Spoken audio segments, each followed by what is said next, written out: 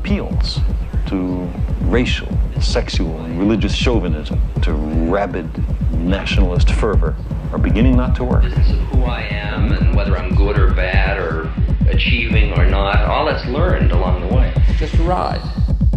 And we can change it anytime we want. It's only a choice. No effort, no work, no job, no savings of money. I realized that I had the game wrong. That the game was to find out what I already was.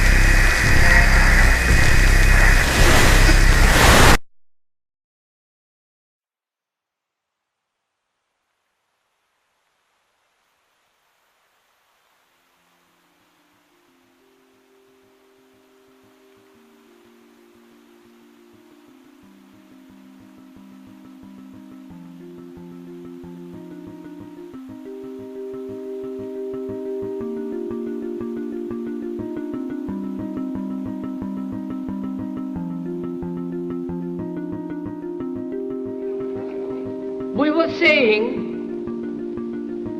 how very important it is to bring about in the human mind the radical revolution. The crisis is a crisis in consciousness, a crisis that cannot anymore accept the old norms, the old patterns, the ancient traditions.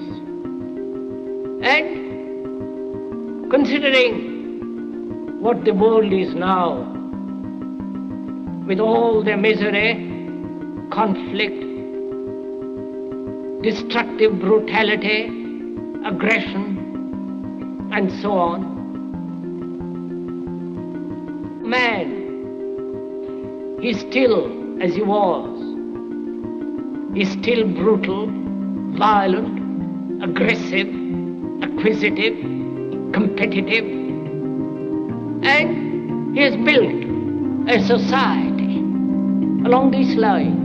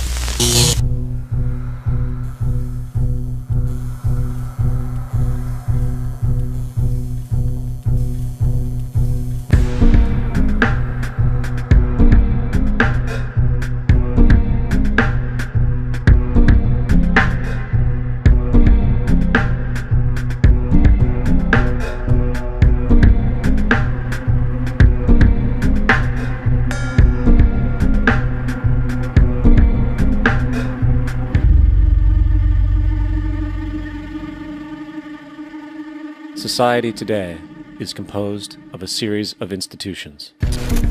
From political institutions, legal institutions, religious institutions, to institutions of social class, familial values, and occupational specialization. It is obvious the profound influence these traditionalized structures have in shaping our understandings and perspectives.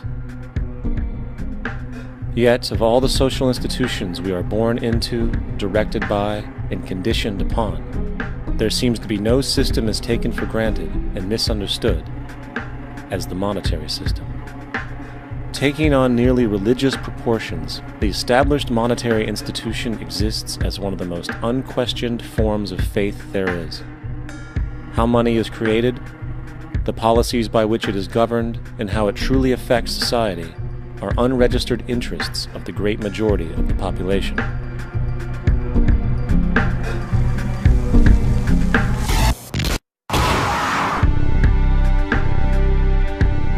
In a world where 1% of the population owns 40% of the planet's wealth, in a world where 34,000 children die every single day from poverty and preventable diseases, and where 50% of the world's population lives on less than $2 a day, one thing is clear: something is very wrong.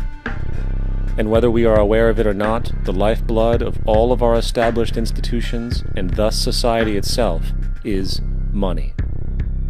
Therefore, understanding this institution of monetary policy is critical to understanding why our lives are the way they are. Unfortunately, economics is often viewed with confusion and boredom. Endless streams of financial jargon coupled with intimidating mathematics quickly deters people from attempts at understanding it. However, the fact is, the complexity associated with the financial system is a mere mask, designed to conceal one of the most socially paralyzing structures humanity has ever endured.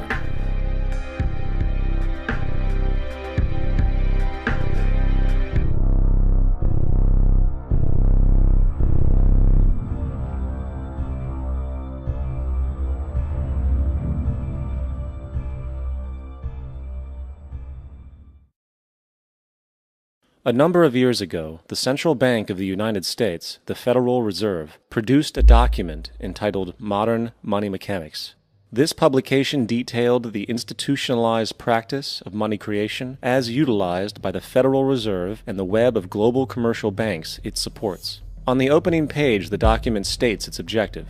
The purpose of this booklet is to describe the basic process of money creation in a fractional reserve banking system.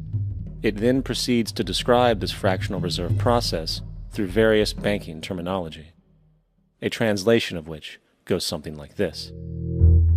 The United States government decides it needs some money, so it calls up the Federal Reserve and requests, say, $10 billion. The Fed replies, saying, sure, we'll buy $10 billion in government bonds from you. So the government takes some pieces of paper, paints some official-looking designs on them, and calls them treasury bonds. Then it puts a value on these bonds to the sum of $10 billion and sends them over to the Fed. In turn, the people at the Fed draw up a bunch of impressive pieces of paper themselves, only this time calling them Federal Reserve notes, also designating a value of $10 billion to the set. The Fed then takes these notes and trades them for the bonds. Once this exchange is complete, the government then takes the $10 billion in Federal Reserve notes and deposits it into a bank account. And upon this deposit, the paper notes officially become legal tender money, adding $10 billion to the U.S. money supply. And there it is. $10 billion in new money has been created. Of course, this example is a generalization, for, in reality, this transaction would occur electronically, with no paper used at all. In fact, only 3% of the U.S. money supply exists in physical currency. The other 97% essentially exists in computers alone. Now, government bonds are, by design, instruments of debt, and when the Fed purchases these bonds, with money it essentially created out of thin air, the government is actually promising to pay back that money to the Fed. In other words, the money was created out of debt. This mind-numbing paradox of how money or value can be created out of debt or a liability will become more clear as we further this exercise. So, the exchange has been made and now $10 billion sits in a commercial bank account. Here's where it gets really interesting. For as based on the fractional reserve practice, that $10 billion deposit instantly becomes part of the bank's reserves, just as all deposits do. And regarding reserve requirements, as stated in Modern Money Mechanics, a bank must maintain legally required reserves equal to a prescribed percentage of its deposits. It then quantifies this by stating, under current regulations, the reserve requirement against most transaction accounts is 10%. This means that with a $10 billion deposit, 10% or $1 billion is held as the required reserve, while the other $9 billion is considered an excessive reserve and can be used as the basis for new loans. Now, it is logical to assume that this $9 billion is literally coming out of the existing $10 billion deposit. However, this is actually not the case. What really happens is that the $9 billion is simply created out of thin air on top of the existing $10 billion deposit. This is how the money supply is expanded. As stated in modern money mechanics, of course they, the banks, do not really pay out loans from the money they receive as deposits. If they did this, no additional money would be created. What they do when they make loans is to accept promissory notes, loan contracts, in exchange for credits, money, to the borrower's transaction accounts. In other words, the $9 billion can be created out of nothing simply because there is a demand for such a loan and that there is a $10 billion deposit to satisfy the reserve requirements. Now, let's assume that somebody walks into this bank and borrows the newly available $9 billion. They will then most likely take that money and deposit it into their own bank account. The process then repeats, for that deposit becomes part of the bank's reserves. 10% is isolated, and in turn 90% of the $9 billion, or $8.1 billion, is now available as newly created money for more loans. And of course, that 8.1 can be loaned out and redeposited, creating an additional 7.2 billion, to 6.5 billion, to 5.9 billion, etc. This deposit money creation loan cycle can technically go on to infinity. The average mathematical result is that about $90 billion can be created on top of the original $10 billion. In other words, for every deposit that ever occurs in the banking system, about 9 times that amount can be created out of thin air. Money jitters? Ask the obliging Bank of America for a jar of soothing instant money, M-O-N-E-Y, in the form of a convenient personal loan. So, now that we understand how money is created by this fractional reserve banking system, a logical yet elusive question might come to mind. What is actually giving this newly created money value? The answer? The money that already exists. The new money essentially steals value from the existing money supply. For the total pool of money is being increased irrespective to demand for goods and services. And as supply and demand finds equilibrium, prices rise, diminishing the purchasing power of each individual dollar. This is generally referred to as inflation, and inflation is essentially a hidden tax on the public. What is the advice that you generally get? And that is inflate the currency. They don't say debase the currency. They don't say devalue the currency. They don't say cheat the people who are saved. They say lower the interest rates. The real deception is when we distort the value of money. When we create money out of thin air, we have no savings, yet there's so-called capital. So my question boils down to this: how in the world can we expect to solve the problems of inflation, that is, the increase in the supply of money, with more inflation? Of course, it can't. The fractional reserve system of monetary expansion is inherently inflationary. For the act of expanding the money supply, without there being a proportional expansion of goods and services in the economy, will always debase a currency. In fact, a quick glance at the historical values of the US dollar versus the money supply reflects this point definitively, for the inverse relationship is obvious. $1 in 1913 required $21.60 in 2007 to match value. That is a 96% devaluation since the Federal Reserve came into existence. Now, if this reality of inherent and perpetual inflation seems absurd and economically self-defeating, hold that thought, for absurdity is an understatement in regard to how our financial system really operates. For in our financial system, money is debt. And debt is money. Here is a chart of the U.S. money supply from 1950 to 2006. Here is a chart of the U.S. national debt for the same period. How interesting it is that the trends are virtually the same. For the more money there is, the more debt there is. The more debt there is, the more money there is. To put it a different way, every single dollar in your wallet is owed to somebody by somebody. For remember, the only way the money can come into existence is from loans. Therefore, if everyone in the country were able to pay off all debts, including the government, there would not be $1 in circulation.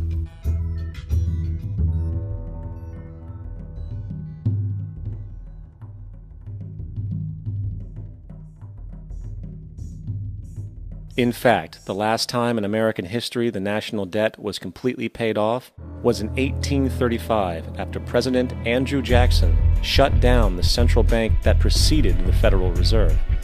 In fact, Jackson's entire political platform essentially revolved around his commitment to shut down the central bank, stating at one point, "The bold efforts the present bank has made to control the government are but premonitions of the fate that awaits the American people, should they be deluded into a perpetuation of this institution or the establishment of another like it."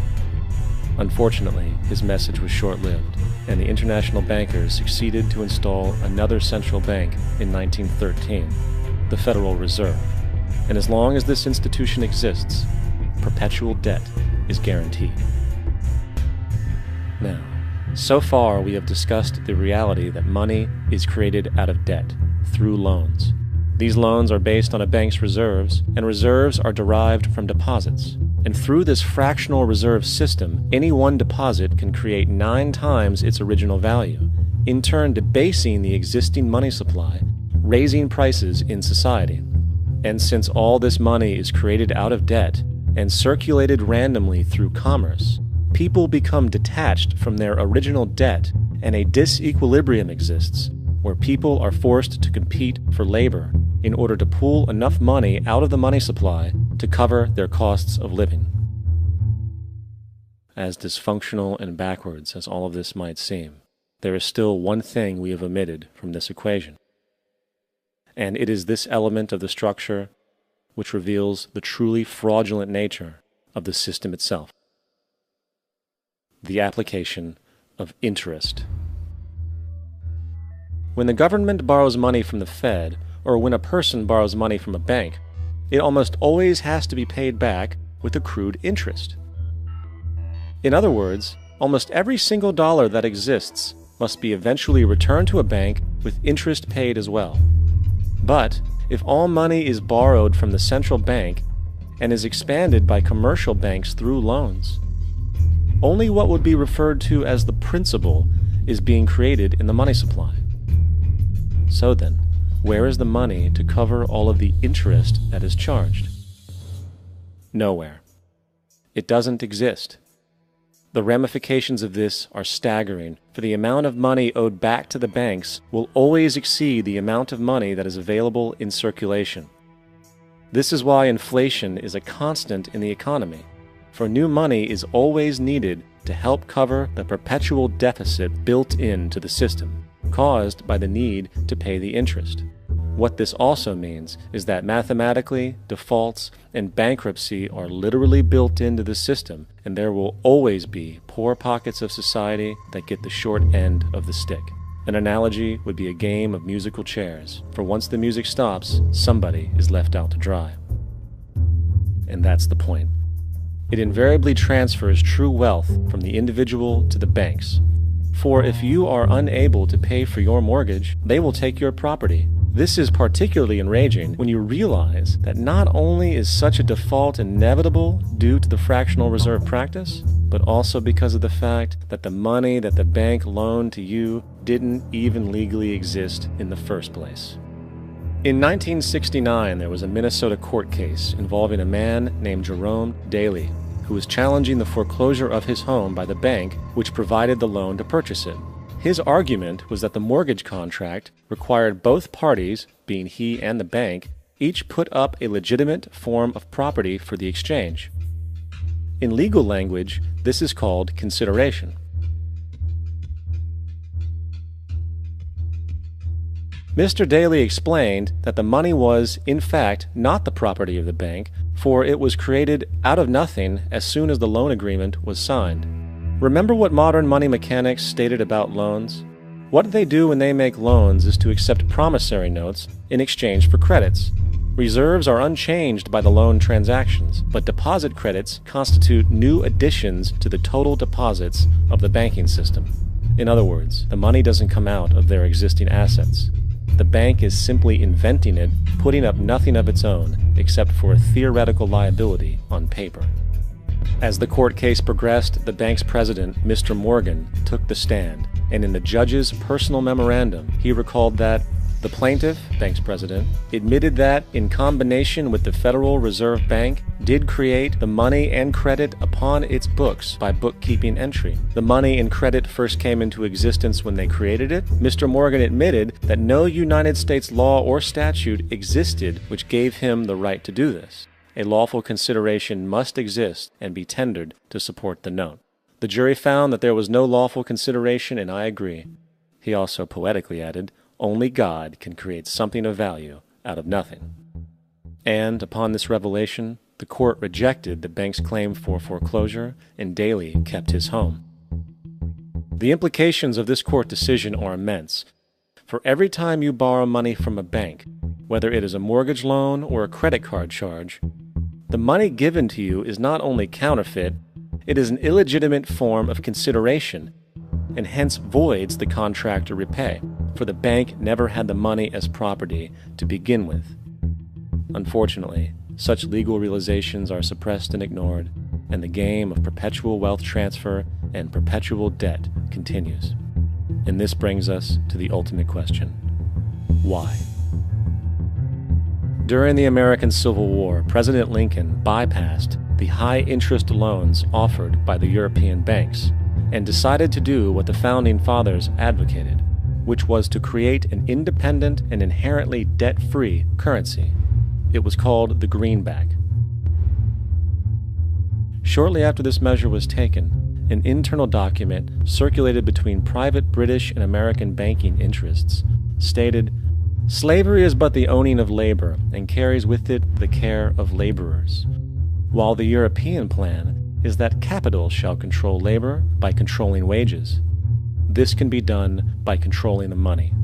It will not do to allow the greenback, as we cannot control that." The fractional reserve policy perpetrated by the Federal Reserve, which has spread in practice to the great majority of banks in the world, is, in fact, a system of modern slavery. Think about it. Money is created out of debt. And what do people do when they are in debt? They submit to employment to pay it off. But if money can only be created out of loans, how can society ever be debt-free? It can't. And that's the point. And it is the fear of losing assets coupled with the struggle to keep up with the perpetual debt and inflation inherent in the system, compounded by the inescapable scarcity within the money supply itself, created by the interest that can never be repaid, that keeps the wage slave in line, running on the hamster wheel with millions of others, in effect powering an empire that truly benefits only the elite at the top of the pyramid. For, at the end of the day, who are you really working for? The banks. Money is created in a bank and invariably ends up in a bank. They are the true masters, along with the corporations and governments they support. Physical slavery requires people to be housed and fed. Economic slavery requires people to feed and house themselves.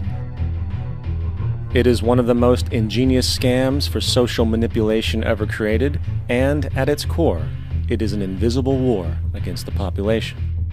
Debt is the weapon used to conquer and enslave societies, and interest is its prime ammunition. And as the majority walks around oblivious to this reality, the banks, in collusion with governments and corporations, continue to perfect and expand their tactics of economic warfare, spawning new bases, such as the World Bank and International Monetary Fund, while also inventing a new type of soldier, the birth of the economic hitman.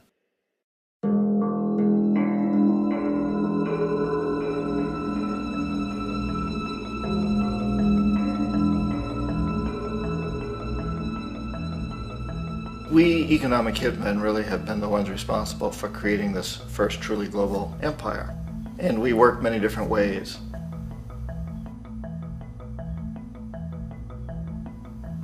But perhaps the most common is that we will identify a country that has resources our corporations covet, like oil, and then arrange a huge loan to that country from the World Bank or one of its sister organizations.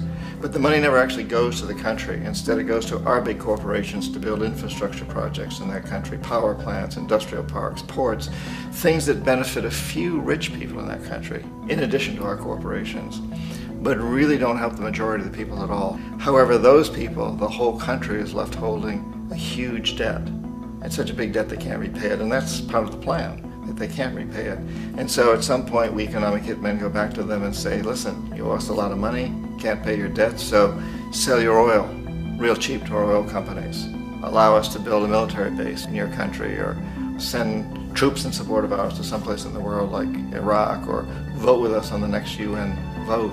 To have their electric utility company privatized and their water and sewage system privatized and sold to U.S. corporations or other multinational corporations. So there was that whole mushrooming thing, and it's so typical of the way the IMF and the World Bank work, that you put a country in debt, it's such a big debt it can't pay it, and then you offer to refinance that debt and pay even more interest. And you demand this quid pro quo, which you call a conditionality or good governance, which means basically that they've got to sell off their resources, including many of their social services, their utility companies, their school systems sometimes, their penal systems, their insurance systems, to foreign corporations. So it's a double, triple, quadruple whammy. The precedent for economic hitmen really began back in the early 50s when democratically elected Mossadegh, who was elected in Iran, he was considered to be the hope for democracy in the Middle East and around the world. He was Time Magazine's Man of the Year. But one of the things that he'd run on and began to implement was the idea that foreign oil companies needed to pay the Iranian people a lot more for the oil that they were taking out of Iran. The Iranian people should benefit from their own oil. Strange policy. We didn't like that, of course. But we were afraid to do what we normally were doing, which was to send in the military. Instead, we sent in one CIA agent, Kermit Roosevelt, Teddy Roosevelt's relative. And Kermit went in with a few $1 million and was very, very effective and efficient. And in a short amount of time, he managed to get Mossadegh overthrown and brought in the Shah of Iran to replace him, who always was favorable to oil. And it was extremely effective. Bombs overflow Tehran. Army officers shout that Mossadegh has surrendered and his regime as virtual dictator of Iran is ended. Pictures of the Shah are paraded through the streets as sentiment reverses. The Shah is welcomed home. So back here in the United States, in Washington, people looked around and said, wow, that was easy and cheap. So this established a whole new way of manipulating countries, of creating empire. The only problem with Roosevelt was that he was a card-carrying CIA agent, and had he been caught, the ramifications could have been pretty serious. So very quickly at that point, the decision was made to use private consultants to channel the money through the World Bank or the IMF or one of the other such agencies, to bring in people like me who worked for private companies, so that if we got caught, there would be no governmental ramifications.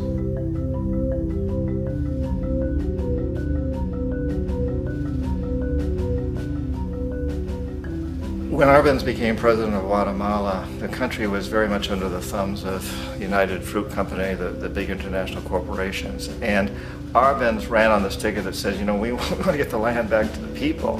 And once he took power, he was implementing policies that would do exactly that, give land rights back to the people. United Fruit didn't like that very much. And so they hired a public relations firm, launched a huge campaign in the United States to convince the United States people, the citizens of the United States, and the press of the United States, and the Congress of the United States, that Arbenz was a Soviet puppet, and that if we allowed him to stay in power, the Soviets would have a foothold in this hemisphere. And that, at that point in time, was a huge fear on everybody's mind, the Red Terror, the Communist Terror. And so, to make a long story short, Out of this public relations campaign came a commitment on the part of the CIA and the military to take this man out. And in fact, we did. We sent in planes, we sent in soldiers, we sent in jackals, we sent everything in to take him out, and did take him out. And as soon as he was removed from office, the new guy that took over after him basically reinstated everything to the big international corporations, including United Fruit.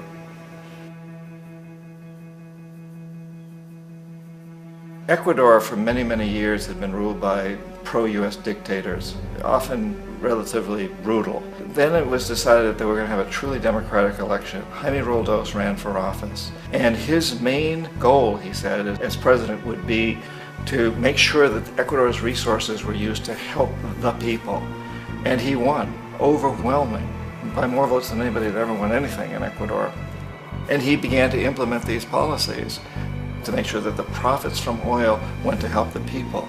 Well, we didn't like that in the United States. I was sent down as one of several economic hitmen to change Roldos, to corrupt him, to bring him around, to let him know, okay, you can get very rich, you and your family, if you play our game, but if you continue to try to keep these policies you've promised, you're going to go. He wouldn't listen. He was assassinated. As soon as the plane crashed, the whole area was cordoned off. The only people allowed in were U.S. military from a nearby base and some of the Ecuadorian military. When an investigation was launched, 2 of the key witnesses died in car accidents before they had a chance to testify. A lot of very, very strange things that went on around the assassination of Jaime Roldos. I, like most people who've really looked at this case, have absolutely no doubt that it was an assassination. And of course, in my position as an economic hitman, I was always expecting something to happen to Jaime, whether it be a coup or assassination, I wasn't sure, but that he would be taken down because he was not being corrupted. He would not allow himself to be corrupted the way we wanted to corrupt him. Omar Torrijos, president of Panama, was, one of my favorite people. I really, really liked him. He was very charismatic. He was a guy who really wanted to help his country. And when I tried to bribe him or corrupt him, he said, look, John, he called me Juanito. He said, look, Juanito, I don't need the money. What I really need is for my country to be treated fairly. I need for the United States to repay the debts that you owe my people for all the destruction you've done here. I need to be in a position where I can help other Latin American countries win their independence and be free of this terrible presence from the north that you people are exploiting us so badly. I need to have the Panama Canal back in the hands of the Panamanian people. That's what I want.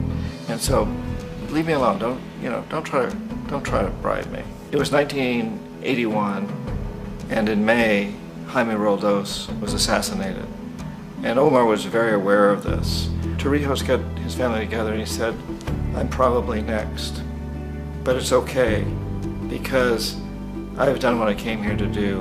I've renegotiated the canal. The canal will now be in our hands. He just finished negotiating the treaty with Jimmy Carter.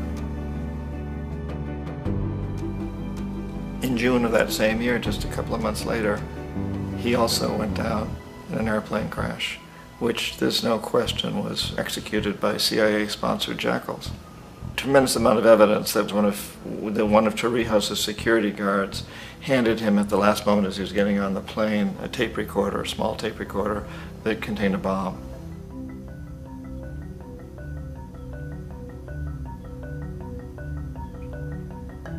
It is interesting to me how this system has continued pretty much the same way for years and years and years, except the economic hitmen have got better and better and better. Then we come up with, very recently, what happened in Venezuela. In 1998, Hugo Chavez gets elected president, following a long line of presidents who had been very corrupt and basically destroyed the economy of the country. And Chavez was elected amidst all that. Chavez stood up to the United States, and he's done it primarily demanding that Venezuelan oil be used to help the Venezuelan people. Well, we didn't like that in the United States. So in 2002, a coup was staged, which there's no question in my mind, and most other people's minds, that the CIA was behind that coup.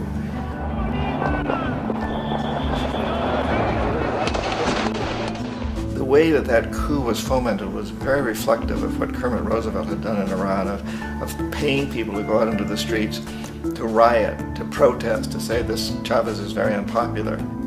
You know, if you can get a few thousand people to do that, television can make it look like it's the whole country, and things start to mushroom. Except in the case of Chavez, he was smart enough, and the people were so strongly behind him that they overcame it, which was a phenomenal moment in the history of Latin America.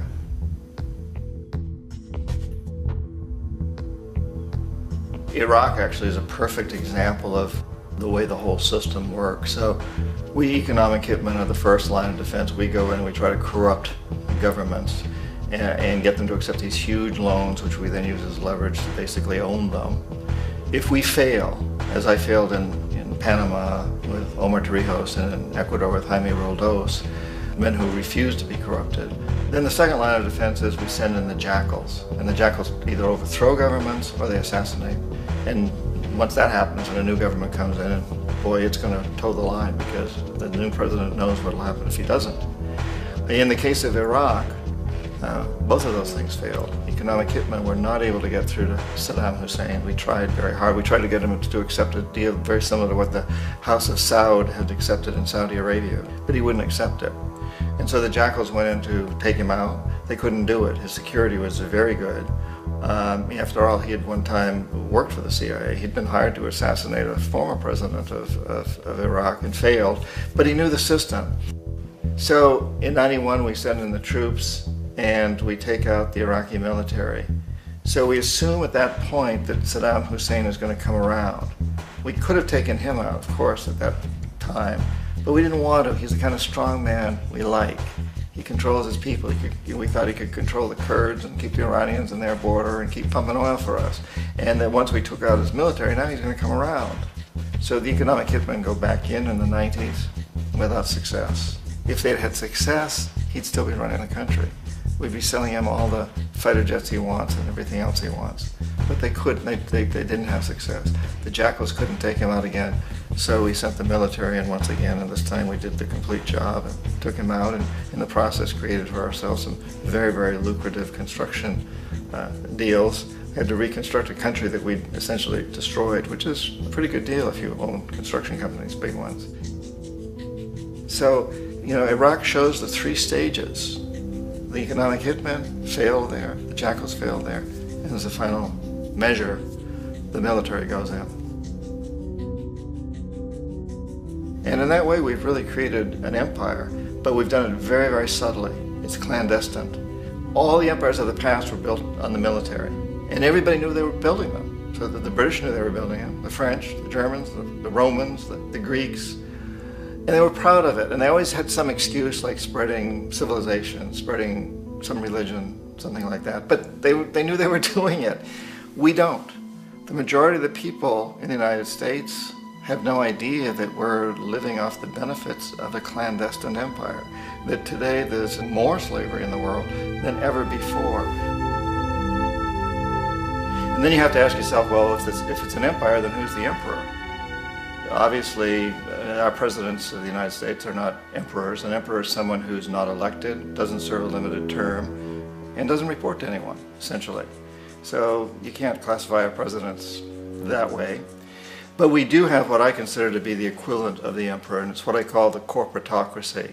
The corporatocracy is this group of individuals who run our biggest corporations, and they really act as the emperor of this empire.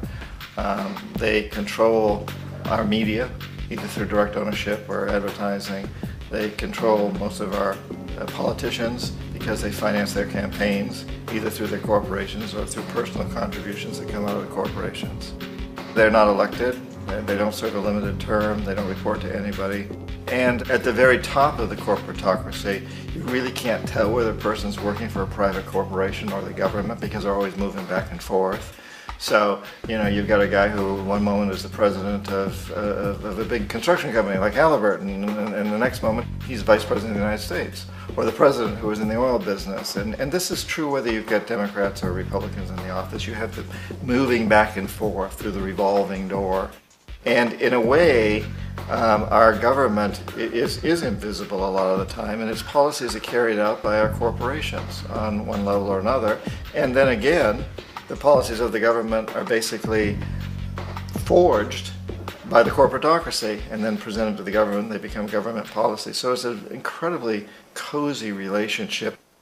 This isn't a conspiracy theory type of thing. These people don't have to get together and plot to do things. They all basically work under one primary assumption, and that is that they must maximize profits regardless of the social and environmental costs.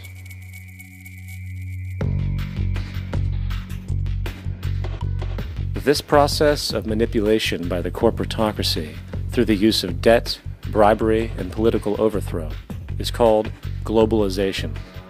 Just as the Federal Reserve keeps the American public in a position of indentured servitude through perpetual debt, inflation, and interest, the World Bank and IMF serve this role on a global scale. The basic scam is simple. Put a country in debt either by its own indiscretion or through corrupting the leader of that country, then impose conditionalities or structural adjustment policies, often consisting of the following. Currency devaluation. When the value of a currency drops, so does everything valued in it. This makes indigenous resources available to predator countries at a fraction of their worth. Large funding cuts for social programs. These usually include education and healthcare, compromising the well-being and integrity of the society, leaving the public vulnerable to exploitation. Privatization of state-owned enterprises. This means that socially important systems can be purchased and regulated by foreign corporations for profit. For example, in 1999, the World Bank insisted that the Bolivian government sell the public water system of its third largest city to a subsidy of the U.S. corporation Bechtel. As soon as this occurred, water bills for the already impoverished local residents skyrocketed. It wasn't until after a full-blown revolt by the people that the Bechtel contract was nullified. Then there is trade liberalization, or the opening up of the economy through removing any restrictions on foreign trade. This allows for a number of abusive economic manifestations, such as transnational corporations bringing in their own mass-produced products, undercutting the indigenous production and ruining local economies. An example is Jamaica, which, after accepting loans and conditionalities from the World Bank, lost its largest cash crop markets due to competition with Western imports. Today, countless farmers are out of work, for they are unable to compete with the large corporations. Another variation is the creation of numerous seemingly unnoticed, unregulated, inhumane sweatshop factories, which take advantage of the imposed economic hardship. Additionally, due to production deregulation, environmental destruction is perpetual, as a country's resources are often exploited by the indifferent corporations while outputting large amounts of deliberate pollution. The largest environmental lawsuit in the history of the world today is being brought on behalf of 30,000 Ecuadorian Amazonian people against Texaco, which is now owned by Chevron. So today it's against Chevron, but for activities conducted by Texaco. Estimated to be more than 18 times what the Exxon Valdez dumped into the coast of Alaska. In the case of Ecuador, it wasn't an accident. The oil companies did it intentionally. They knew they were doing it to save money out there rather than arranging for proper disposal. Furthermore, a cursory glance at the performance record of the World Bank reveals that the institution, which publicly claims to help poor countries develop and alleviate poverty, has done nothing but increase poverty and the wealth gap, while corporate profits soar. In 1960, the income gap between the fifth of the world's people in the richest countries versus the fifth in the poorest countries was 30 to 1. By 1998, it was 74 to 1. While global GNP rose 40% between 1970 and 1985, those in poverty actually increased by 17%. While from 1985 to 2000, those living on less than $1 a day increased by 18%. Even the Joint Economic Committee of the U.S. Congress admitted that there is a mere 40% success rate of all World Bank projects. In the late 1960s, the World Bank intervened in Ecuador with large loans. During the next 30 years, poverty grew from 50% to 70%. Under- or unemployment grew from 15 to 70%. Public debt increased from 240 million to 16 billion, while the share of resources allocated to the poor went from 20% to 6%. In fact, by the year 2000, 50% of Ecuador's national budget had to be allocated for paying its debts. It is important to understand the World Bank is, in fact, a U.S. bank, supporting U.S. interests. For the United States holds veto power over decisions, as it is the largest provider of capital. And where did it get this money? You guessed it, it made it out of thin air through the fractional reserve banking system. Of the world's top 100 economies, as based on annual GDP, 51 are corporations, and 47 of that 51 are U.S.-based. Walmart, General Motors, and Exxon are more economically powerful than Saudi Arabia, Poland, Norway, South Africa, Finland, Indonesia, and many others.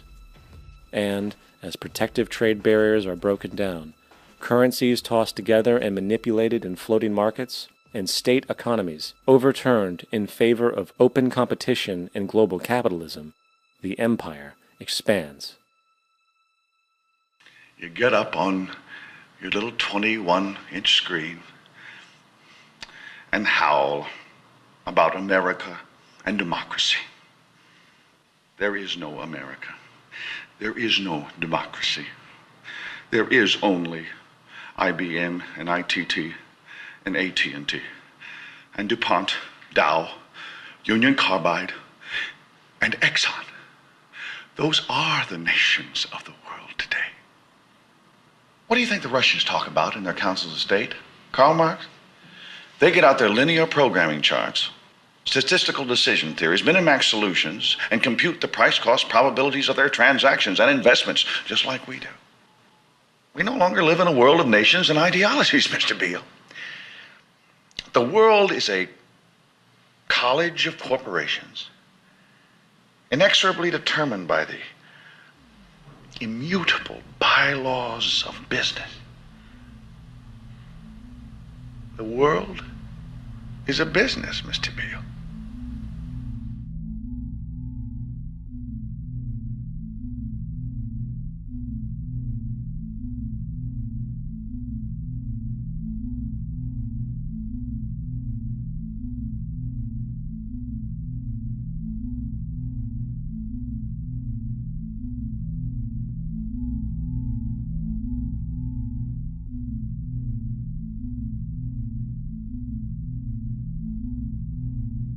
The world is being taken over by a handful of business powers who dominate the natural resources we need to live while controlling the money we need to obtain these resources. The end result will be world monopoly, based not on human life, but financial and corporate power. And as the inequality grows, naturally more and more people are becoming desperate. So the establishment was forced to come up with a new way to deal with anyone who challenges the system. So they gave birth to the terrorist. The term terrorist is an empty distinction, designed for any person or group who chooses to challenge the establishment.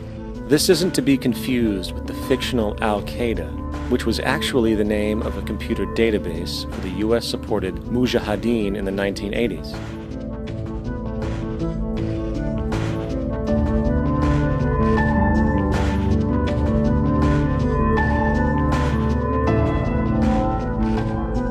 In 2007, the Department of Defense received $161.8 billion for the so-called global war on terrorism. According to the National Counterterrorism Center, in 2004, roughly 2,000 people were killed internationally due to supposed terrorist acts. Of that number, 70 were American.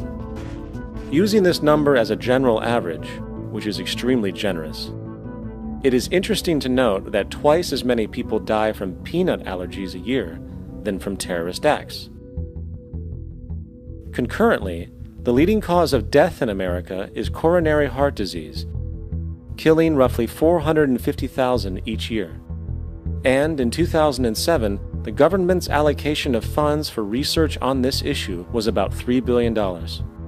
This means that the U.S. government in 2007 spent 54 times the amount for preventing terrorism than it spent for preventing a disease which kills 6,600 times more people annually than terrorism does. Yet, as the name terrorism and Al-Qaeda are arbitrarily stamped on every news report relating to any action taken against U.S. interests, the myth grows wider. In mid-2008, the U.S. Attorney General actually proposed that the U.S. Congress officially declare war against the fantasy. Not to mention, as of July 2008, there are now over 1 million people currently on the U.S. terrorist watch list. These so-called counterterrorism measures, of course, have nothing to do with social protection, and everything to do with preserving the establishment amongst the growing anti-American sentiment both domestically and internationally, which is legitimately founded on the greed-based corporate empire expansion that is exploiting the world. The true terrorists of our world do not meet at the docks at midnight or scream Allah Akbar before some violent action. The true terrorists of our world wear $5,000 suits and work in the highest positions of finance, government, and business. So, what do? How do we stop a system of greed and corruption that has so much power and momentum? How do we stop this aberrant group behavior which feels no compassion for, say, the millions slaughtered in Iraq and Afghanistan, so the corporatocracy can control energy resources and opium production for Wall Street profit?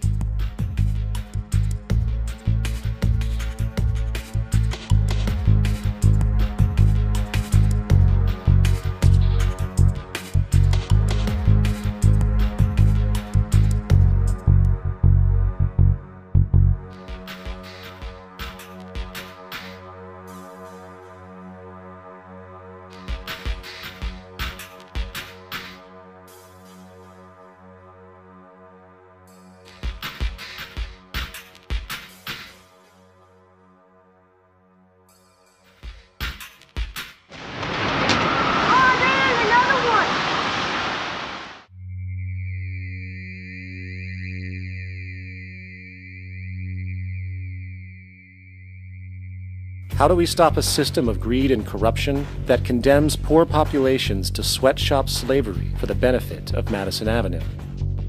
Or that engineers false flag terror attacks for the sake of manipulation? Or that generates built-in modes of social operation which are inherently exploitative? Or that systematically reduces civil liberties and violates human rights in order to protect itself from its own shortcomings? How do we deal with the numerous covert institutions, such as the Council on Foreign Relations, the Trilateral Commission, and the Bilderberg Group, and other undemocratically elected groups which, behind closed doors, collude to control the political, financial, social, and environmental elements of our lives? In order to find the answer, we must first find the true underlying cause. For the fact is, the selfish, corrupt, power, and profit-based groups are not the true source of the problem. They are symptoms.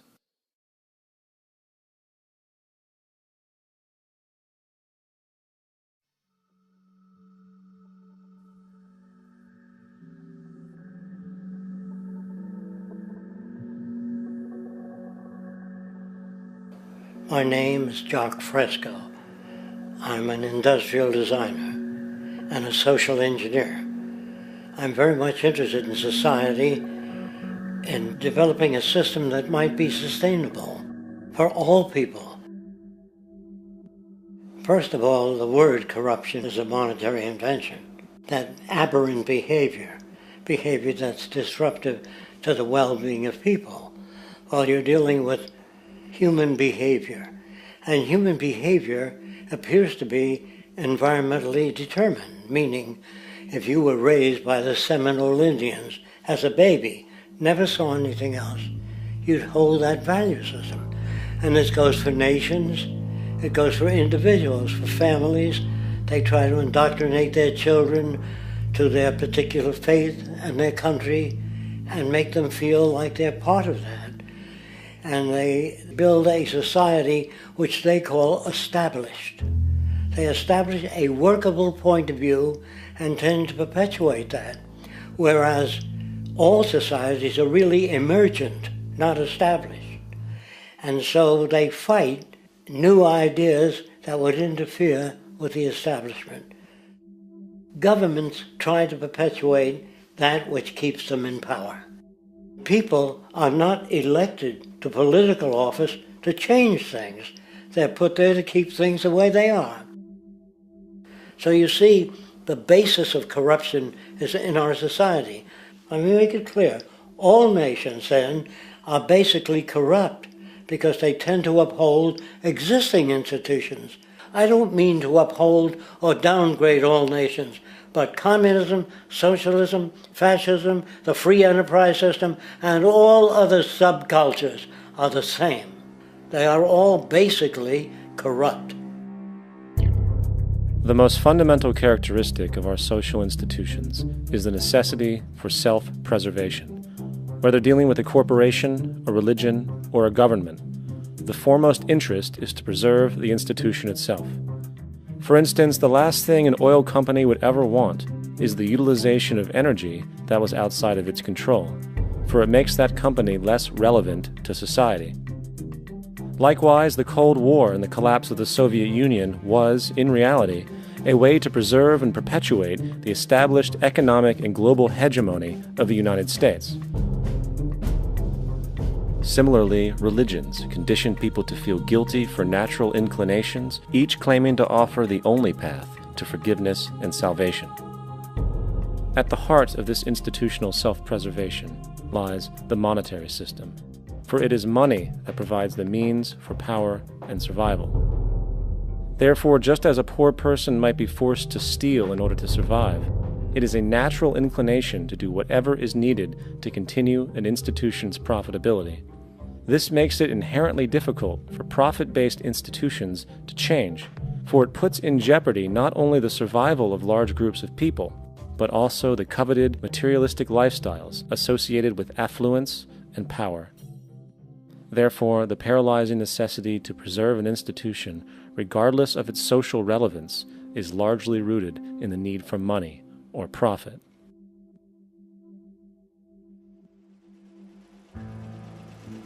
What's in it for me is why people think. And so if a man makes money selling a certain product, naturally he's going to fight the existence of another product that may threaten his institution.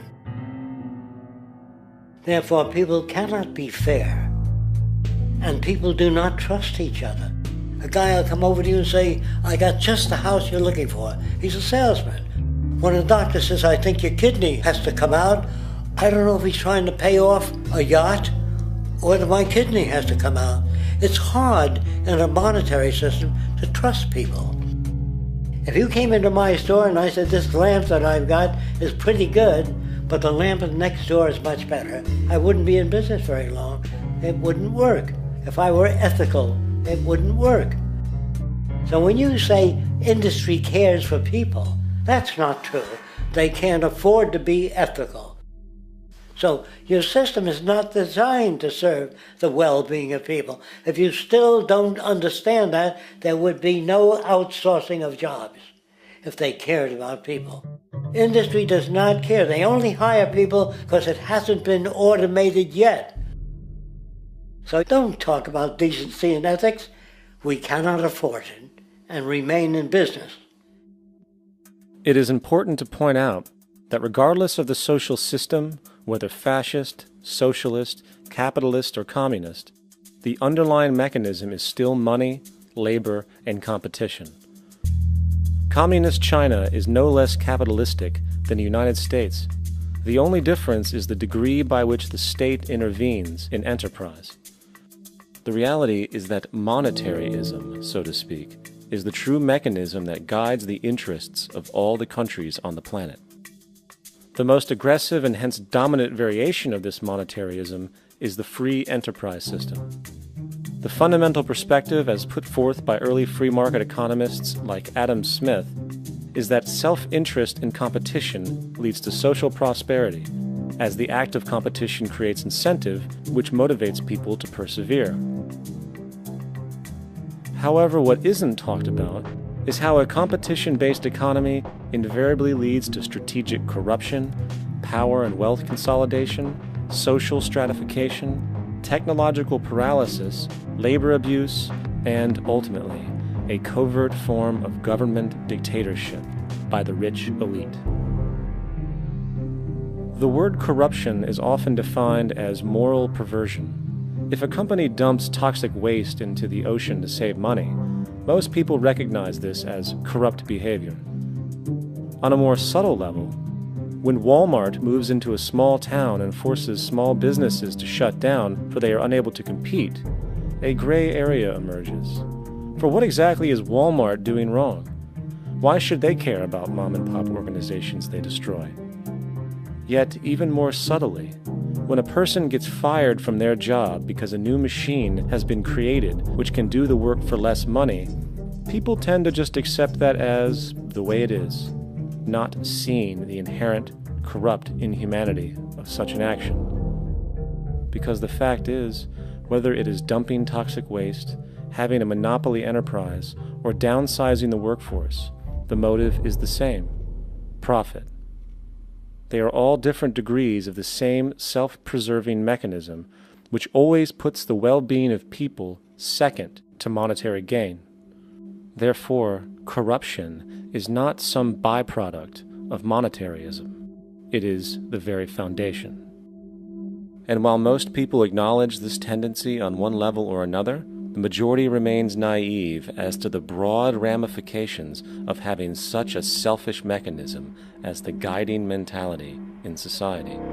Internal documents show that after this company positively, absolutely knew that they had a medication that was infected with the AIDS virus, they took the product off the market in the U.S. and then they dumped it in France, Europe, Asia, and Latin America. The U.S. government allowed it to happen. The FDA allowed this to happen. And now the government is completely looking the other way. Thousands of innocent hemophiliacs have died from the AIDS virus. This company knew absolutely that it was infected with AIDS. They dumped it because they wanted to turn this disaster into a profit.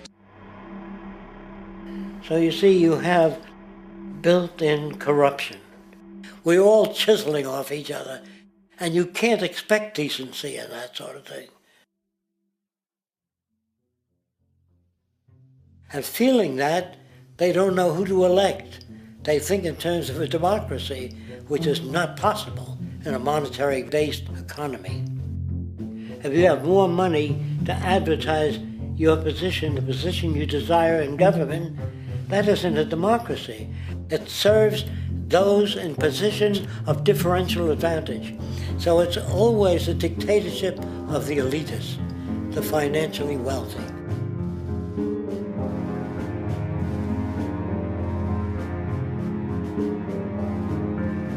It is an interesting observation to note how seemingly unknown personalities magically appear on the scene as presidential candidates. Then, before you know it, somehow you are left to choose from a small group of extremely wealthy people who suspiciously have the same broad social view. Obviously, it's a joke. The people placed on the ballot are done so because they have been pre-decided to be acceptable by the established financial powers who actually run the show. Yet, many who understand this illusion of democracy often think, if only we could just get our honest, ethical politicians in power, then we would be okay.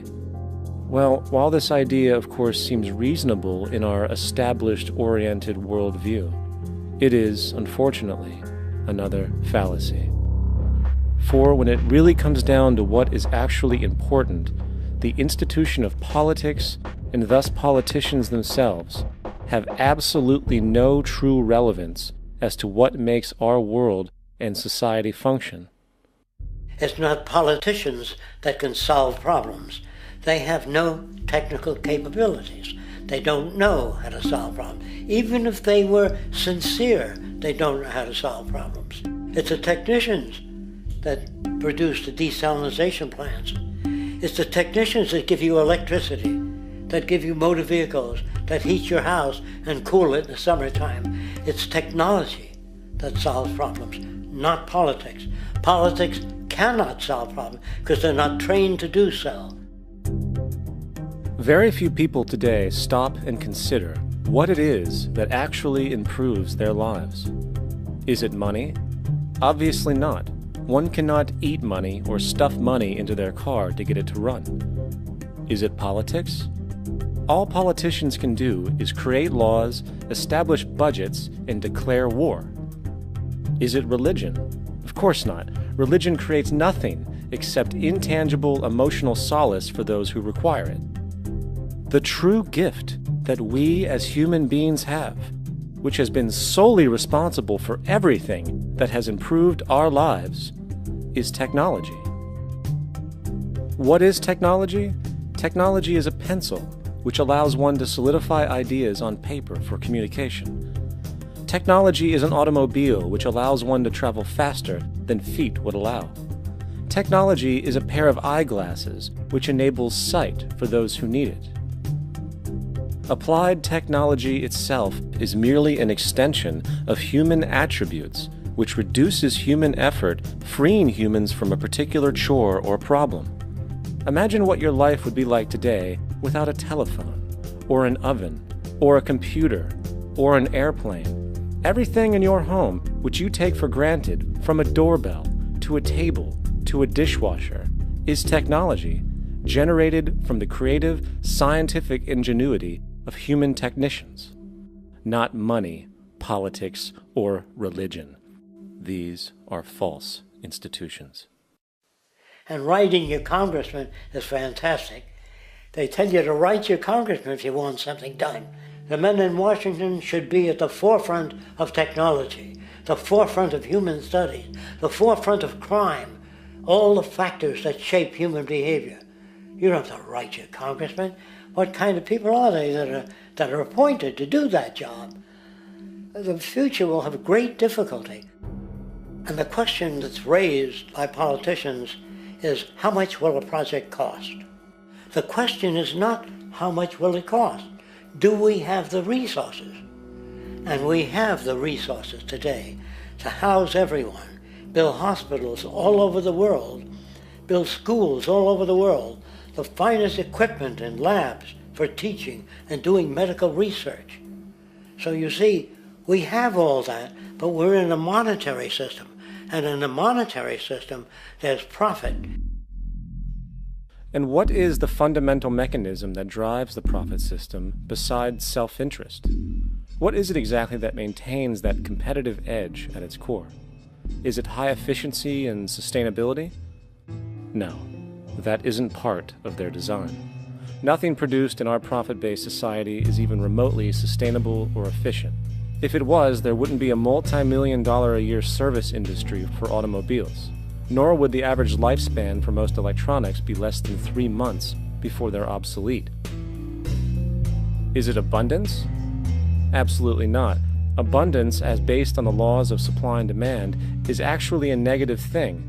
If a diamond company finds 10 times the usual amount of diamonds during their mining, it means the supply of diamonds has increased, which means the cost and profit per diamond drops.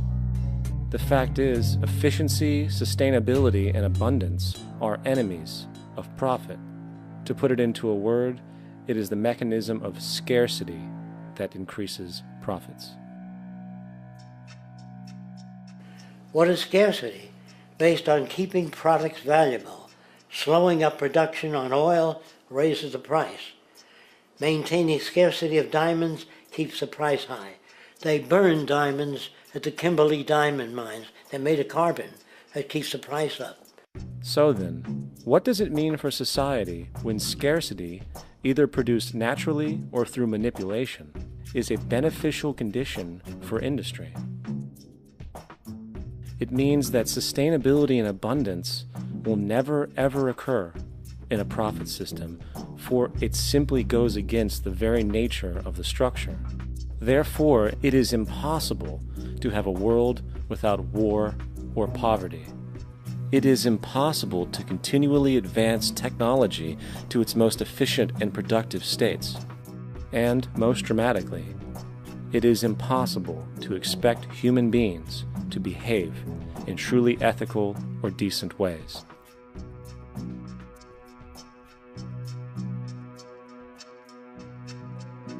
People use the word instinct because they can't account for the behavior. They sit back and they evaluate with their lack of knowledge, and they say things like, humans are built a certain way, greed is a natural thing, as though they've worked for years on it, and it's no more natural than wearing clothing. What we want to do is to eliminate the causes of the problems, eliminate the processes that produce greed and bigotry and prejudice and people taking advantage of one another and elitism, eliminating the need for prisons and welfare. We have always had these problems because we have always lived within scarcity and barter and monetary systems that produce scarcity. If you eradicate the conditions that generate what you call socially offensive behavior, it does not exist. The guy said, well, isn't that inborn? No, it's not. There is no human nature, there's human behavior, and that's always been changed throughout history. You're not born with bigotry and greed and corruption and hatred. You pick that up within the society. War, poverty, corruption, hunger, misery, human suffering will not change in a monetary system. That is, there'll be very little significant change. It's going to take the redesign of our culture, our values, and it has to be related to the carrying capacity of the earth, not some human opinion or some politician's notions of the way the world ought to be, or some religious notions of the conduct of human affairs. And that's what the Venus Project is about. The society that we're about to talk about is a society that is free of all the old superstitions, incarceration, prisons, police, cruelty, and law. All laws will disappear, and the professions will disappear that are no longer valid, such as stockbrokers, bankers, advertising, gone forever, because it's no longer relevant. When we understand that it is technology devised by human ingenuity which frees humanity and increases our quality of life, we then realize that the most important focus we can have is on the intelligent management of the Earth's resources. For it is from these natural resources we gain the materials to continue our path of prosperity.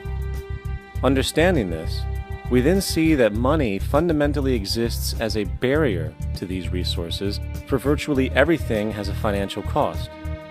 And why do we need money to obtain these resources? Because of real or assumed scarcity. We don't usually pay for air and tap water because it is in such high abundance, selling it would be pointless. So then, logically speaking, if resources and technologies applicable to creating everything in our societies, such as houses, cities, and transportation, were in high enough abundance, there would be no reason to sell anything. Likewise, if automation and machinery was so technologically advanced as to relieve human beings of labor, there would be no reason to have a job. And with these social aspects taken care of, there would be no reason to have money at all. So the ultimate question remains: do we on Earth have enough resources and technological understanding to create a society of such abundance that everything we have now could be available without a price tag and without the need for submission through employment? Yes, we do. We have the resources and technology to enable this at a minimum, along with the ability to raise the standard of living so high that people in the future will look back at our civilization now and gawk at how primitive and immature our society was. What the Venus Project proposes is an entirely different system that's updated to present-day knowledge. We've never given scientists the problem of how do you design a society which would eliminate boring and monotonous jobs, that would eliminate accidents in transportation, that would enable people to have a high standard of living, that would eliminate poisons in our food, that would give us other sources of energy that are clean and efficient. We can do that out there.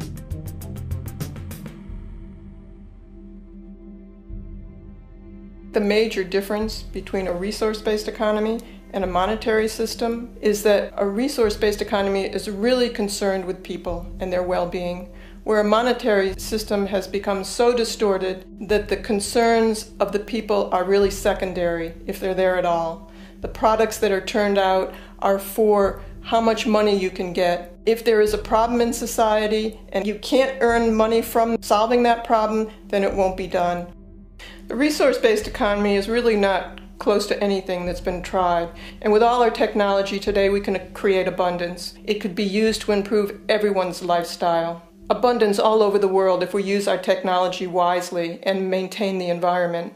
It's a very different system, and it's very hard to talk about because the public is not that well enough informed as to the state of technology.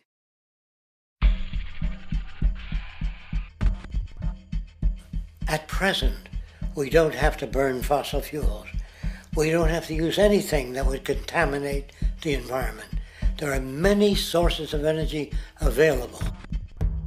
Alternative energy solutions pushed by the establishment, such as hydrogen, biomass, and even nuclear, are highly insufficient, dangerous, and exist only to perpetuate the profit structure that industry has created.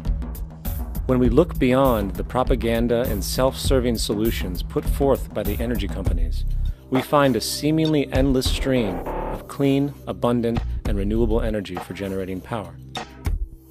Solar and wind energy are well known to the public, but the true potential of these mediums remains unexpressed. Solar energy, derived from the sun, has such abundance that 1 hour of light at high noon contains more energy than what the entire world consumes in a year. If we could capture 0.01% of this energy, the world would never have to use oil, gas, or anything else. The question then is not availability, but the technology to harness it.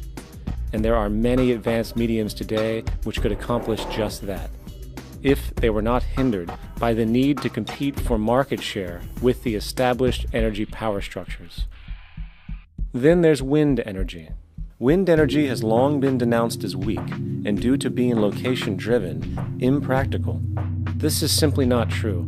The U.S. Department of Energy admitted in 2007 that if wind was fully harvested in just 3 of America's 50 states, it could power the entire nation.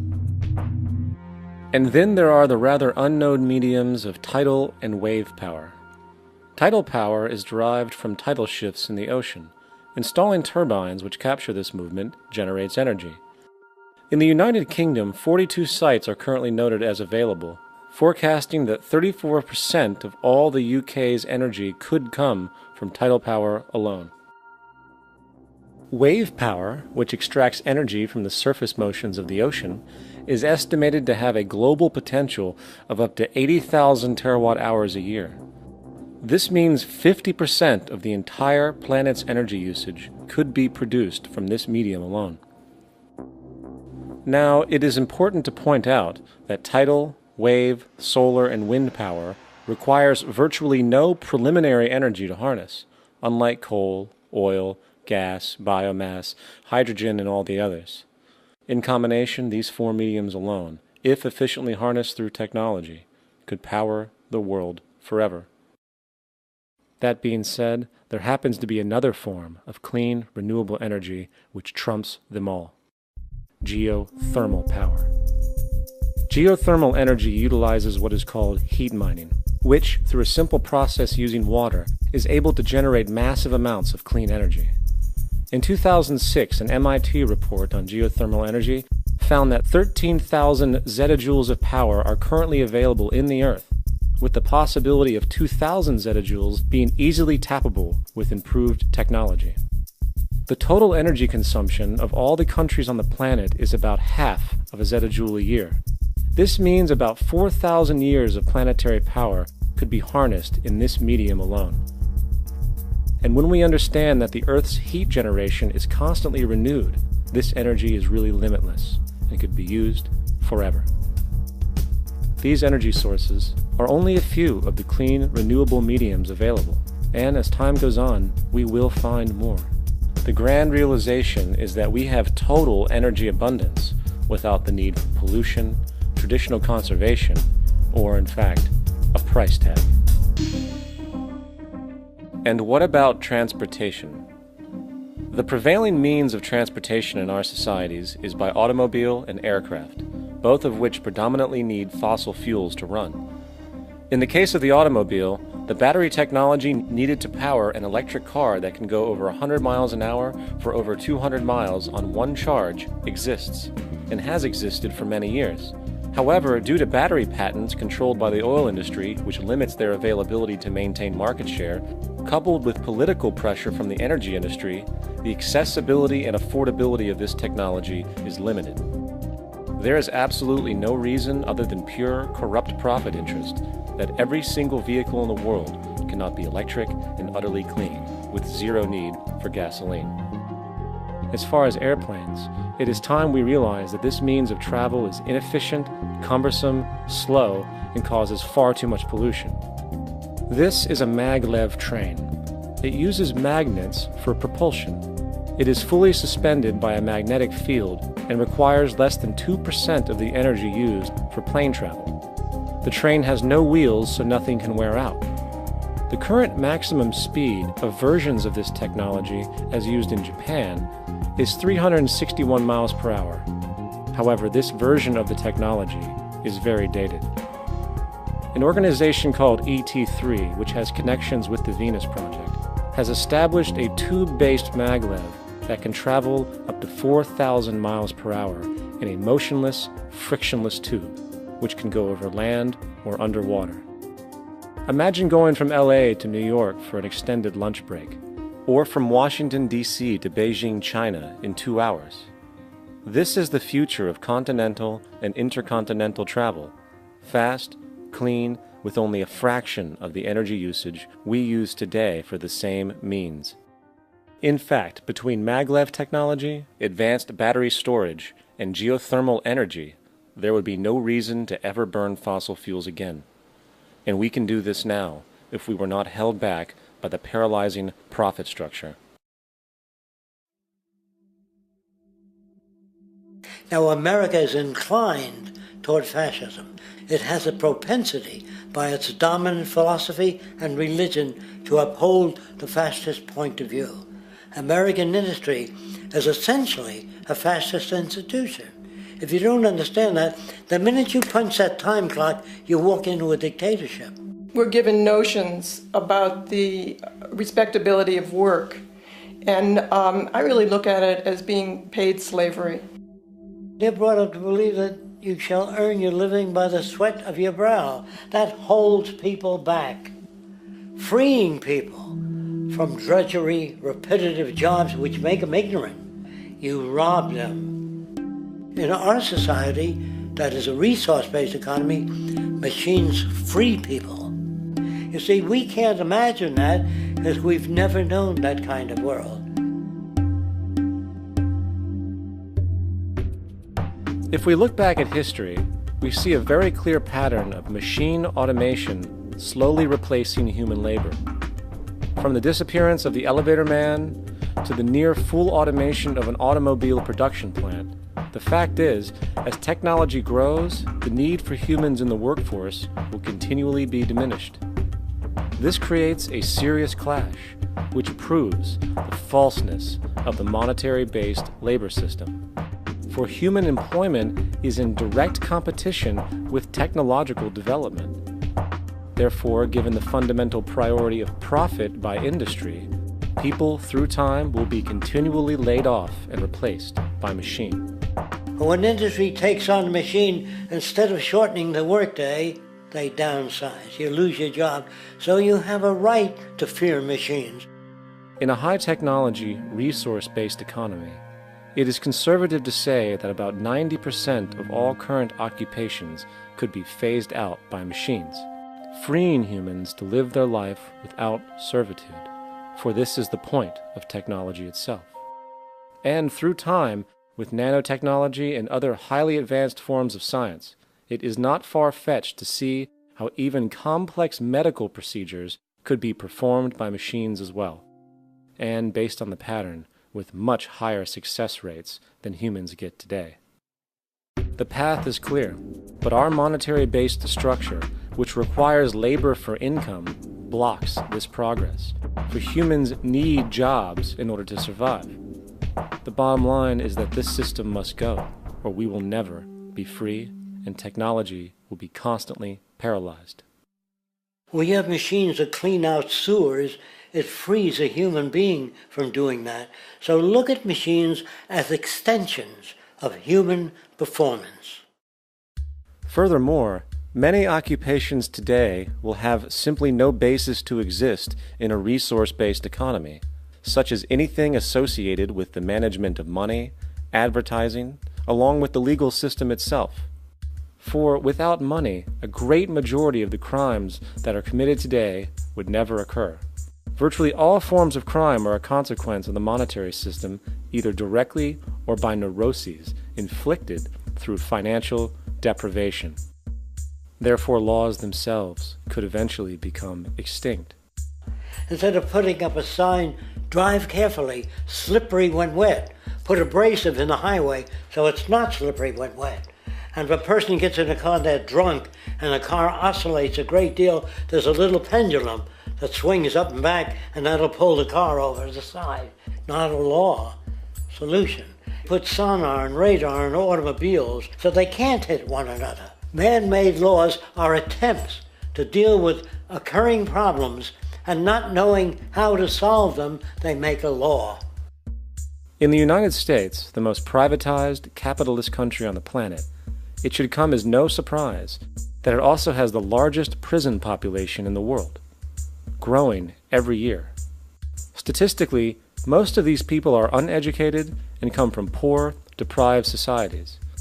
And, contrary to propaganda, it is this environmental conditioning which lures them into criminal and violent behavior.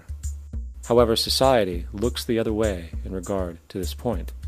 The legal and prison systems are just more examples of how our society avoids examining the root causes of behavior. Billions are spent each year on prisons and police, while only a fraction is spent on programs for poverty, which is one of the most fundamental variables responsible for crime to begin with. And as long as we have an economic system which prefers and in fact creates scarcity and deprivation, crime will never go away.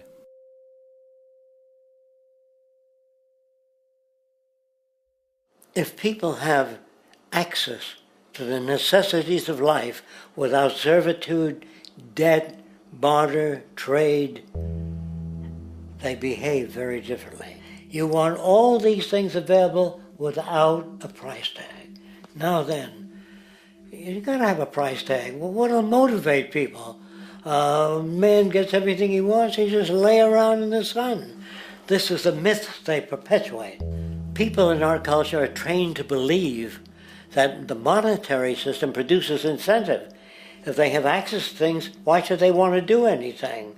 They will lose their incentive. That's what you're taught to support the monetary system. When you take money out of the scenario, there would be different incentives, very different incentives. When people have access to the necessities of life, their incentives change. What about the moon and the stars? New incentives arise. If you make a painting that you enjoy, you will enjoy giving it to other people, not selling it.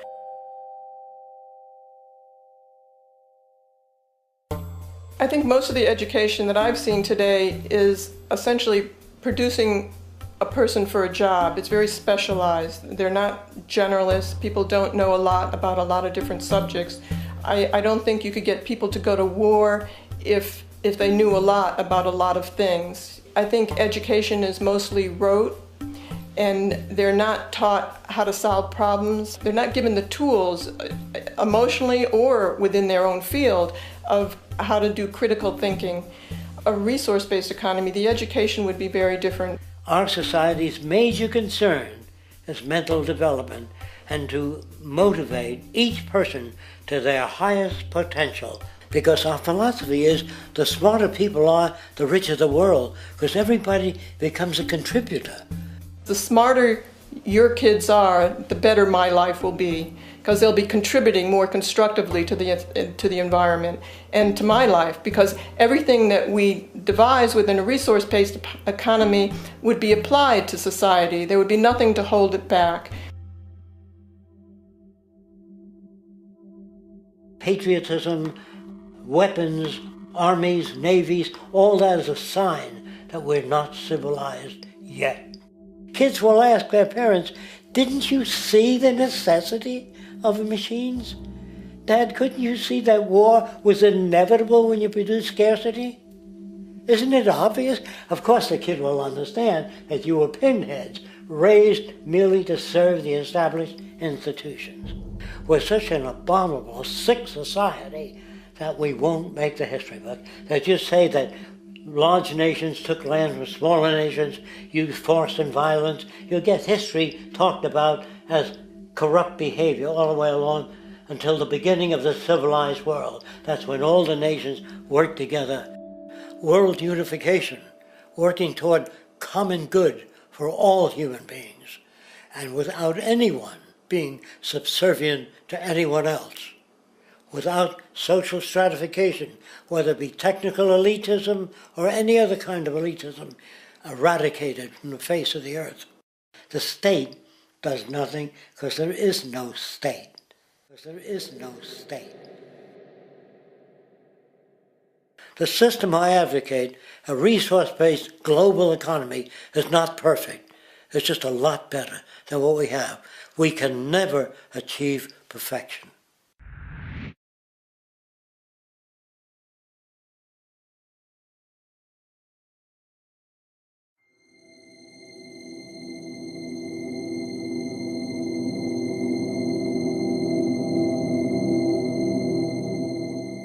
The social values of our society, which has manifested in perpetual warfare, corruption, oppressive laws, social stratification, irrelevant superstitions, environmental destruction, and a despotic, socially indifferent, profit-oriented ruling class, is fundamentally the result of a collective ignorance of two of the most basic insights humans can have about reality: the emergent and symbiotic aspects of natural law.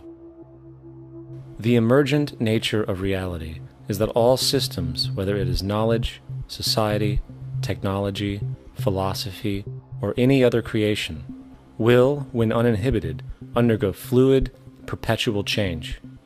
What we consider commonplace today, such as modern communication and transportation, would have been unimaginable in ancient times.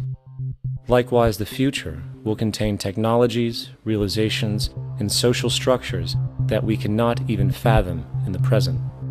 We have gone from alchemy to chemistry, from a geocentric universe to a heliocentric, from believing that demons were the cause of illness to modern medicine. This development shows no sign of ending, and it is this awareness that aligns us and leads us on a continuous path to growth and progress. Static, empirical knowledge does not exist. Rather, it is the insight of the emergence of all systems we must recognize. This means we must be open to new information at all times, even if it threatens our current belief system and hence identities. Sadly, society today has failed to recognize this, and the established institutions continue to paralyze growth by preserving outdated social structures. Simultaneously, the population suffers from a fear of change, for their conditioning assumes a static identity, and challenging one's belief system usually results in insult and apprehension, for being wrong is erroneously associated with failure, when, in fact, to be proven wrong should be celebrated, for it is elevating someone to a new level of understanding, furthering awareness. The fact is, there is no such thing as a smart human being, for it is merely a matter of time before their ideas are updated, changed, or eradicated. And this tendency to blindly hold on to a belief system, sheltering it from new, possibly transforming information, is nothing less than a form of intellectual materialism. The monetary system perpetuates this materialism not only by its self-preserving structures, but also through the countless number of people who have been conditioned into blindly and thoughtlessly upholding these structures, therefore becoming self-appointed guardians of the status quo. Sheep, which no longer need a sheepdog to control them, for they control each other by ostracizing those who step out of the norm. This tendency to resist change and uphold existing institutions for the sake of identity, comfort, power, and profit is completely unsustainable and will only produce further imbalance, fragmentation, distortion, and invariably, destruction. It's time to change. From hunters and gatherers to the agricultural revolution to the industrial revolution, the pattern is clear. It is time for a new social system which reflects the understandings we have today. The monetary system is a product of a period of time where scarcity was a reality. Now, with the age of technology, it is no longer relevant to society. Gone with the aberrant behavior it manifests. Likewise, dominant worldviews, such as theistic religion, operate with the same social irrelevancy. Islam, Christianity, Judaism, Hinduism, and all of the others exist as barriers to personal and social growth, for each group perpetuates a closed worldview, and this finite understanding that they acknowledge is simply not possible in an emergent universe. Yet, religion has succeeded in shutting down the awareness of this emergence by instilling the psychological distortion of faith upon its followers, where logic and new information is rejected in favor of traditionalized, outdated beliefs. The concept of God is really a method of accounting for the nature of things. In the early days, people didn't know enough about how things formed, how nature worked, so they invented their own little stories. And they made God in their own image. A guy that gets angry. When people don't behave right, he creates floods and earthquakes. They say it's an act of God. A cursory glance at the suppressed history of religion reveals that even the foundational myths themselves are emergent culminations, developed through influence over time. For example, a cardinal doctrine of the Christian faith is the death and resurrection of Christ. This notion is so important that the Bible itself states, "And if Christ be not risen, then is our preaching vain, and your faith is also vain." Yet it is very difficult to take this account literally, for not only is there no primary source denoting this supernatural event in secular history, awareness of the enormous number of pre-Christian saviors who also died and were resurrected immediately puts the story in mythological territory by association. Early church figures such as Tertullian went to great lengths to break these associations, even claiming that the devil caused the similarities to occur, stating in the 2nd century, "The devil, whose business is to pervert the truth, mimics the exact circumstance of the divine sacraments. He baptizes his believers and promises forgiveness of sins. He celebrates the oblation of bread and brings in the symbol of the resurrection. Let us therefore acknowledge the craftiness of the devil, who copied certain things of those that be divine."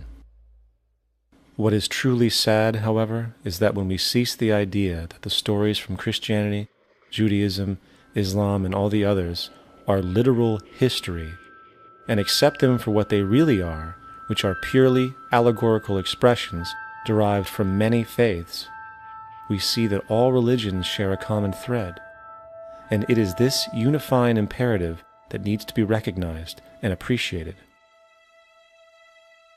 Religious belief has caused more fragmentation and conflict than any other ideology.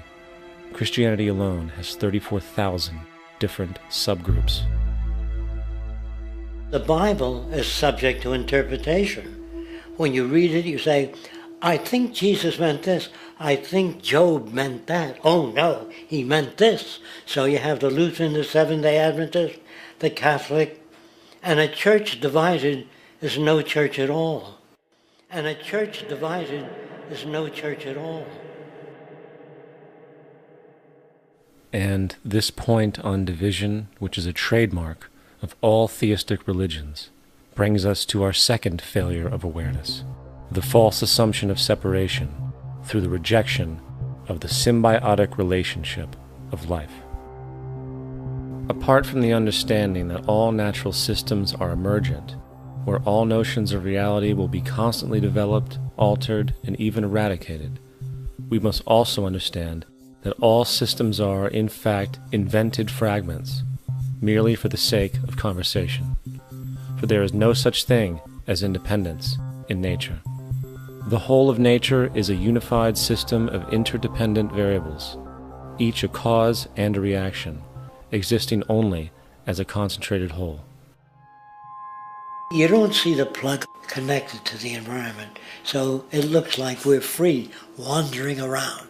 Take the oxygen away, we all die immediately. Take plant life away, we die. And without the sun, all the plants die. So we are connected. We really must take into account the totality. This isn't just a human experience on this planet. This is a total experience. And we know we can't survive without plants and animals. We know we can't survive without the four elements, you know. And so when are we going to really start taking that into account? That's what it is to be successful. Success depends on how well we relate to everything around us. I'm very aware of the fact that my grandson cannot possibly hope to inherit a sustainable, peaceful, stable, socially just world unless every child today growing up in Ethiopia, in Indonesia, in Bolivia, in Palestine, in Israel also has that same expectation. You got to take care of the whole community or you're going to have serious problems. And now we have to see that the whole world is the community and we must all take care of each other that way. And it's not just a community of human beings. It's a community of plants and animals and elements. And we really need to understand that. That's what's going to bring us joy, too, and pleasure. That's what's missing in our lives right now. We can call it spirituality, but the fact of the matter is, joy comes from that bliss of connectedness. That's our God spirit. That's that side of ourselves that really feels it. And you can feel it deep inside you. It's this amazing, wonderful feeling. And you know it when you get it. You don't get it from money. You get it from connection. Now, if that isn't a hazard to this country, how are we going to keep building nuclear weapons? You know what I mean? What's going to happen to the arms industry when we realize we're all one? It's going to fuck up the economy. The economy that's fake anyway. The economy that's fake anyway. The economy that's fake anyway. The economy that's fake anyway. The economy that's fake anyway. Which would be a real bummer. You can see why the government's cracking down on the idea of experiencing unconditional love.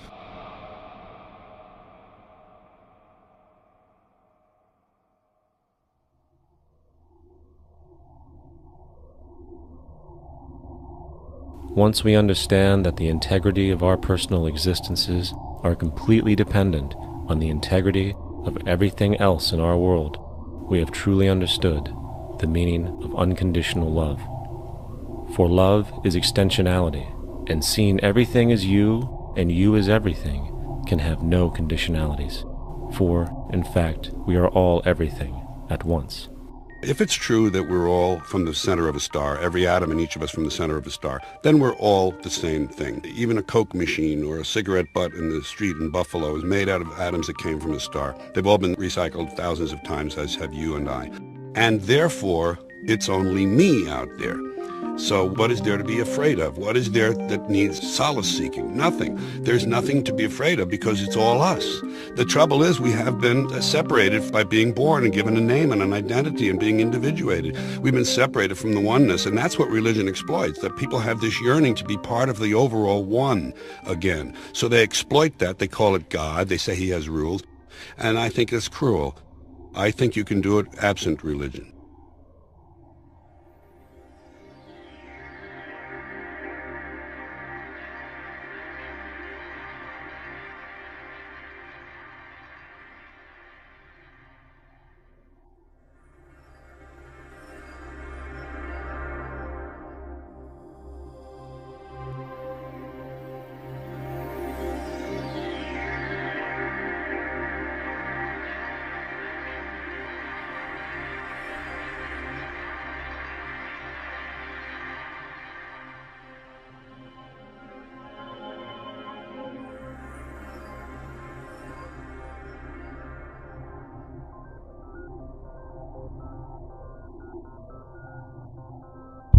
It's time to claim the unity our outmoded social systems have broken apart, and work together to create a sustainable global society where everyone is taken care of and everyone is truly free.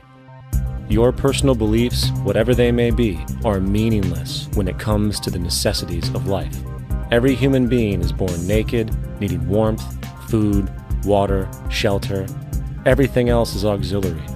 Therefore, the most important issue at hand is the intelligent management of the Earth's resources. This can never be accomplished in a monetary system, for the pursuit of profit is the pursuit of self-interest, and therefore imbalance is inherent. Simultaneously, politicians are useless, for our true problems in life are technical, not political. Furthermore, ideologies that separate humanity, such as religion, need strong reflection in the community in regard to its value, purpose, and social relevancy. Hopefully, through time, religion will lose its materialism and basis in superstition and move into the useful field of philosophy. The fact is, society today is backwards, with politicians constantly talking about protection and security rather than creation, unity, and progress. The U.S. alone now spends about $500 billion annually on defense. That is enough to send every high school senior in America to a 4-year college. In the 1940s, the Manhattan Project produced the first true weapon of mass destruction. This program employed 130,000 people at an extreme financial cost. Imagine what our life would be like today if that group of scientists, instead of working on a way of killing people, worked on a way to create a self-sustaining, abundant world. Life today would be very, very different if that was their goal. Instead of weapons of mass destruction, it is time to unleash something much more powerful. Weapons of mass creation. Our true divinity is in our ability to create, and armed with the understanding of the symbiotic connections of life, while being guided by the emergent nature of reality, there is nothing we cannot do or accomplish. Of course, we face strong barriers in the form of established power structures that refuse to change. At the heart of these structures is the monetary system. As explained earlier, the fractional reserve policy is a form of slavery through debt, where it is literally impossible for society to be free. In turn, free market capitalism in the form of free trade uses debt to imprison the world and manipulate countries into subservience to a handful of large business and political powers. Apart from these obvious amoralities, the system itself is based on competition, which immediately destroys the possibility of large-scale collaborations for the common good, hence paralyzing any attempt at true global sustainability. These financial and corporate structures are now obsolete, and they must be outgrown. Of course, we cannot be naive enough to think that the business and financial elite are going to subscribe to this idea, for they will lose power and control. Therefore, peaceful yet highly strategic action must be taken. The most powerful course of action is simple. We have to alter our behavior to force the power structure to the will of the people. We must stop supporting the system. The only way the establishment will change is by our refusal to participate, while continuously acknowledging its endless flaws and corruptions. They're not going to give up the monetary system because of our designs of what we recommend. The system has to fail, and people have to lose confidence in their elected leaders. That will be a major turning point if the Venus Project is offered as a possible alternative. If not, I fear the consequences. The trends now indicate that our country is going bankrupt. The probability is our country will move toward a military dictatorship to prevent riots and complete social breakdown. Once the U.S. breaks down, all the other cultures will undergo similar things. As of now, the world financial system is on the brink of collapse due to its own shortcomings. The Comptroller of Currency stated in 2003 that the interest on the U.S. national debt will not be affordable in less than 10 years. This theoretically means total bankruptcy for the U.S. economy, and its implications for the world are immense. In turn, the fractional reserve-based monetary system is reaching its theoretical limits of expansion, and the banking failures you are seeing are just the beginning. This is why inflation is skyrocketing, all debt is at record levels, and the government and Fed are hemorrhaging new money to bail out the corrupt system. For the only way to keep the banks going is by making more money. The only way to make more money is to create more debt and inflation. It is simply a matter of time before the tables turn and there is no one willing to take new loans, while defaults grow, as people are unable to afford their current loans. Then the expansion of money will stop, and contraction will begin on a scale never before seen, ending a century-long pyramid scheme. This has already begun. Therefore, we need to expose this financial failure for what it is, using this weakness to our advantage. Here are some suggestions. Expose the banking fraud. Citibank, JP Morgan Chase, and Bank of America are the most powerful controllers within the corrupt Federal Reserve System. It's time to boycott these institutions. If you have a bank account or a credit card with any of them, move your money to another bank. If you have a mortgage, refinance with another bank. If you own their stock, sell it. If you work for them, quit. This gesture will express contempt for the true powers behind the private banking cartel known as the Federal Reserve, and create awareness about the fraud of the banking system itself. 2. Turn off the TV news. Visit the emerging independent news agencies on the internet for your information. CNN, NBC, ABC, Fox, and all the others present all news pre-filtered to maintain the status quo. With 4 corporations owning all major media outlets, objective information is impossible. This is the true beauty of the internet, and the establishment has been losing control because of this free flow of information. We must protect the internet at all times, as it is truly our savior right now. 3. Don't ever allow yourself, your family, or anyone you know to ever join the military. This is an obsolete institution now used exclusively for maintaining an establishment that is no longer relevant. U.S. soldiers in Iraq work for U.S. corporations, not the people. Propaganda forces us to believe that war is natural and the military is an honorable institution. Well, if war is natural, why are there 18 suicides every single day by American veterans who have post-traumatic stress disorder? If our military men and women are so honored, why is it that 25% of the American homeless population are veterans? 4. Stop supporting the energy companies. If you live in a detached house, get off the grid. Investigate every means of making your home self-sustainable with clean energy. Solar, wind, and other renewable energies are now affordable consumer realities, and considering the never-ending rising cost of traditional energies, it will likely be a cheaper investment over time. If you drive, get the smallest car you can, and consider using one of the many conversion technologies that can enable your car to be a hybrid, electric, or run on anything other than establishment fuels. 5. Reject the political system. The illusion of democracy is an insult to our intelligence. In a monetary system, there is no such thing as a true democracy, and there never was.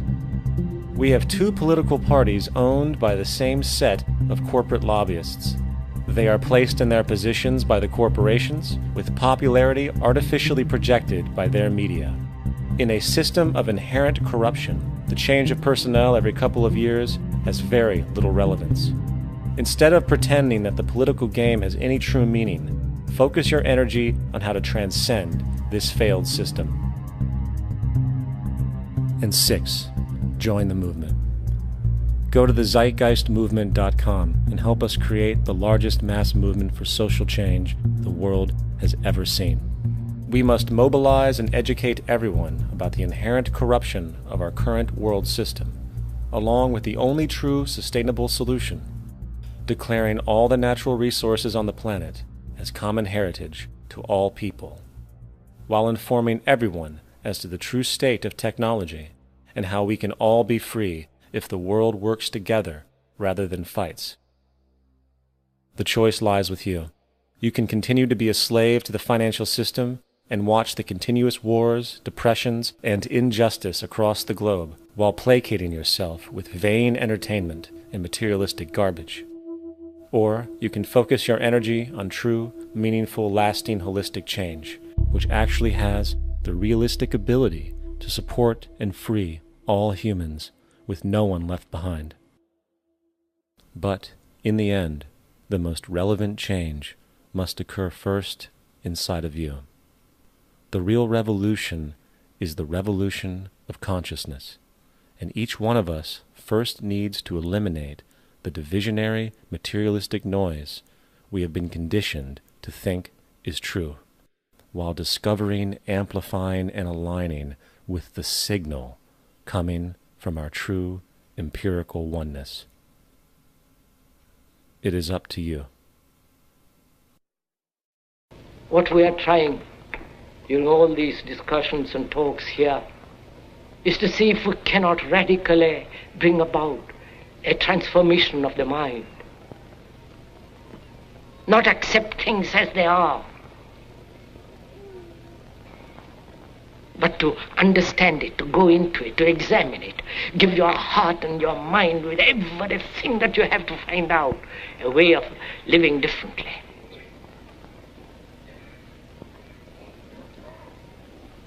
But that depends on you and not somebody else.